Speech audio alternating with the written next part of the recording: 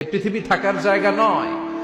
কিয়ামতের সময় আল্লাহ তাআলা মালাকুল মাউতকে বলবেন, সবার রূহ কবজ করে ফেলো, সবার, কেউ থাকবে না, সবার রূহ কবজ হয়ে যাবে। আল্লাহ মালাকুল মাউতকে বলবেন, মালাকুল মাউত কি অবস্থা? বলবে সব শেষ। মাইয়াবকা, কে বাকি? মালাকুল মাউত বলবে জিনেরা বাকি, যাদেরকে দেখা যায় না। আল্লাহ বলবেন জিনদেরকেও শেষ করে ফেলো, রূহ কবজ করো। মালাকুল মাউত আজরাইল জিনদের রূহ কবজ করবে। আল্লাহ এবার জিজ্ঞেস করবে, ইয়া মালাকাল মাউত আখবিরনি মাইয়াবকা, এবার বলো আর কে বাকি? মালাকুল মাউত বলবে, আল্লাহ মানুষগুলো সব শেষ, জিনগুলাও শেষ, এবার বাকি ইবলিশ শয়তান, ইবলিশরেও শেষ করো, ইবলিশও শেষ। আল্লাহ আবার জিজ্ঞেস করবেন, ইয়া মালাকাল মাউতি মাইয়াবকা, আর কে বেঁচে আছে বলো?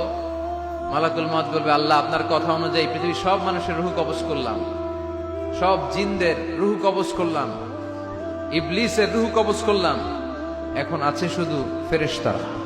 আছে কারা? যাও ফেরেশতাদের রূহ কবজ করো, ফেরেশতাদের রূহ কবজ হয়ে যাবে। এবার আল্লাহ জিজ্ঞেস করবেন, ইয়া মালাকাল মাউত আখবিরনি মাইয়াবকা। মালাকুল মাউত বলবে, আল্লাহ আপনার কথা মতো ধরে ধরে সব শেষ, ফেরেশতাও শেষ, চারজন ছাড়া। কয়জন ছাড়া? জোরে বলেন, কয়জন ছাড়া? ইসরাফিল, জিব্রাইল, মিকাইল, আজরাইল। আল্লাহ এই চারজন আমরা বাকি।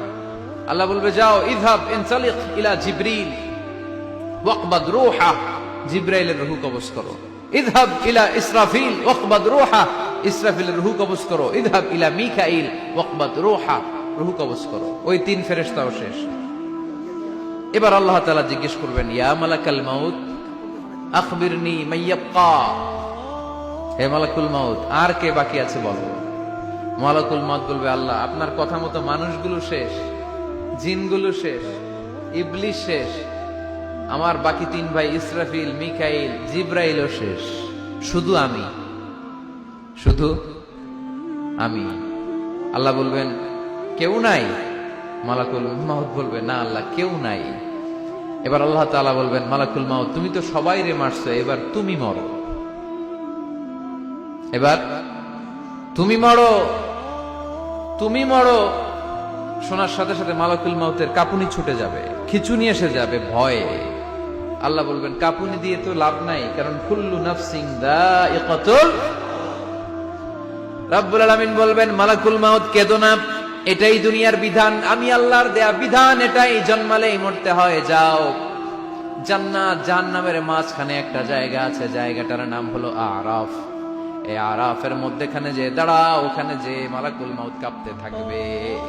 মালাকুল মাউত বলবে, আল্লাহ সৃষ্টির শুরুতে যদি জানতাম, সৃষ্টির শুরুতে যদি জানতাম সবাইকে মৃত্যুদান করার পরে, রূহ কবজ করার পরে আমাকেও মরতে হবে, তাহলে এই কঠিন দায়িত্বের ব্যাপারে আপনার কাছে ক্ষমা চাইতাম। আজকে আমারও যে ভাগ্য বরণ করে নিতে হবে সৃষ্টির শুরুতে, আমি এটা কল্পনাই করতে পারিনি।